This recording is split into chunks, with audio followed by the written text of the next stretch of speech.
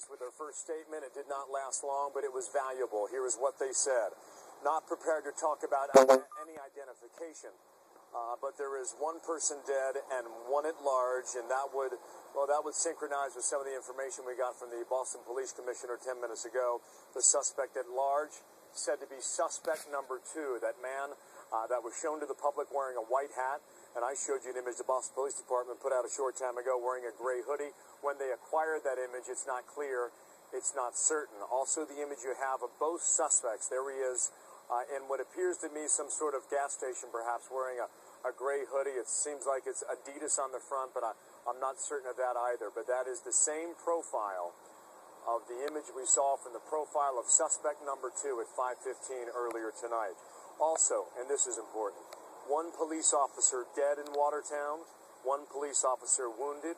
Mike Levine from the Justice Department told us that this incident started at a local 7-Eleven.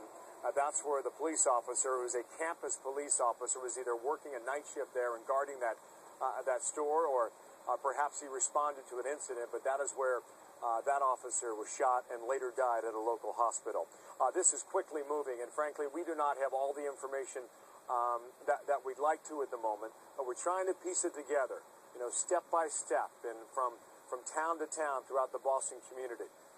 We're in Boston's Back Bay right now. Just a few blocks away behind me would have been the finish line at Copley Square. If you were to go 10 miles west of here, you'd be in the town of Watertown, Massachusetts, near the campus of MIT, and that's where Mike Tobin is back with us again right now for an update from his location. And Mike, hello again. What do you have? Well, what we got from the state police now is confirmation what it seemed like it would be all night long, that indeed this is connected to the marathon bombing. In fact, what the state police identified is that the photograph of that individual that they just released, the individual in the gray hoodie, they said that indeed is suspect number 2. The image that was released, I guess it would be yesterday night, by the FBI and the Joint Terrorism Task Force as the individual who set the bomb out in front of the Forum restaurant very near the finish line during the Boston Marathon just before 2:50 p.m.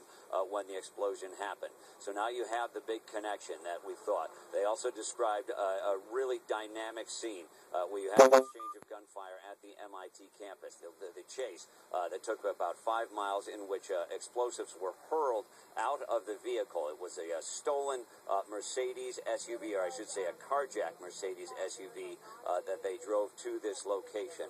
A very violent situation. They said now that one police officer has been killed, another police officer has been wounded. You have a terrific police presence out here, and the one message that they wanted to get out very clearly is that the people in this area need to stay in their home, because you have someone out in the neighborhood they have to consider armed and dangerous. In fact, it's proven at this point that is heavily armed and dangerous by all of the armament we have now in these neighborhoods behind me, Bill.